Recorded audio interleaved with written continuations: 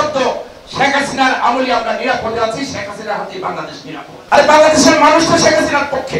এই পরাজিত শক্তি বিএনপি জামাত বসে নেই, তারা কোন ক্রমেই বাংলাদেশের উন্নয়ন তারা মেনে নিতে পারছে না। কোন ক্রমেই বাংলাদেশের মানুষ ভালো থাকুক সেটা তারা চায় না। কোন ক্রমেই বাংলাদেশের শিক্ষার্থীরা সুশিক্ষায় শিক্ষিত সেটা তারা চায় না। আজকে কোঠা আন্দোলন নামে ঢাকা বিশ্ববিদ্যালয়ে যে ঘটনা ঘটেছে, আর এটাকে কেন্দ্র করে সারা বাংলাদেশে যে তাণ্ডবলীলা চলেছে, আমরা তো মনে করি, সাধারণ মানুষ মনে করে, কোন মেধাবী শিক্ষার্থীর পক্ষে এই কাজটি করা সম্ভব নয়।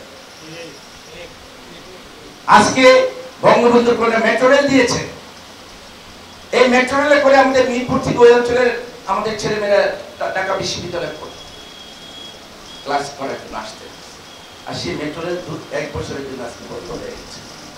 আমরা সেখানে কাকে দেখলাম?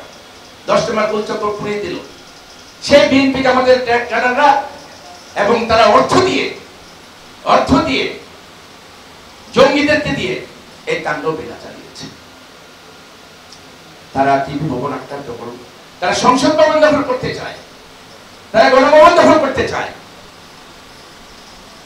আর বাংলাদেশের মানুষ তো শেখ হাসিনার পক্ষে। গুটি কয়েক সন্ত্রাসী দিয়ে, জঙ্গি দিয়ে শেখ হাসিনার পতন ঘটাবে, এটা কি সম্ভব? যেখানে বাংলাদেশের একজন অন্ধ, একজন ভিক্ষুক, একজন বোমা, একজন পক্ষাঘাত প্রতিবন্ধী, একজন সাংবাদিক, একজন কবি, সাহিত্যিক, প্রতিনিধি, একজন যুবক, ছাত্র, সবার মুখে একটাই শব্দ, শেখ হাসিনার আমলে আমরা নিরাপদে আছি, শেখ হাসিনার হাতে বাংলাদেশ নিরাপদ। আর সেই জায়গায় তারা এই জঙ্গি হামলা চালিয়ে বঙ্গবন্ধুর কন্যার পতন ঘটাবে। আরে বঙ্গবন্ধুর কন্যা, বঙ্গবন্ধু বাংলাদেশ দিয়ে গেছেন, এটা লাল সবুজের পতাকা দিয়ে গেছেন, তোদেরকে পরাজিত করে দিয়ে গেছেন। 250-টিরও বেশি ডিজাইন অপশন নিয়ে ওয়ালটন স্মার্ট ফ্রিজ, বোঝে আপনার প্রয়োজন।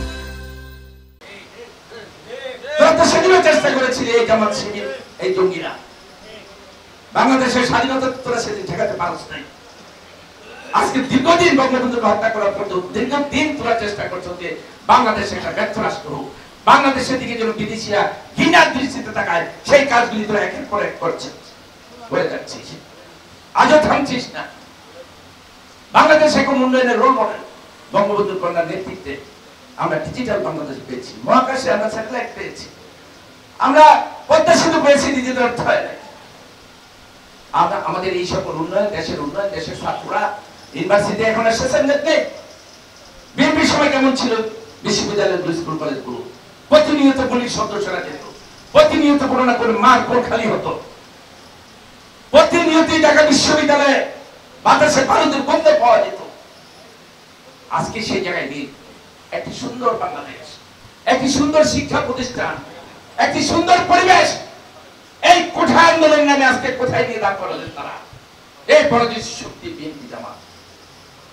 আমরা যুবলীগ ঐক্যবদ্ধ, আমরা ছাত্রলীগ ঐক্যবদ্ধ, আমরা সকল সংগঠন ঐক্যবদ্ধ।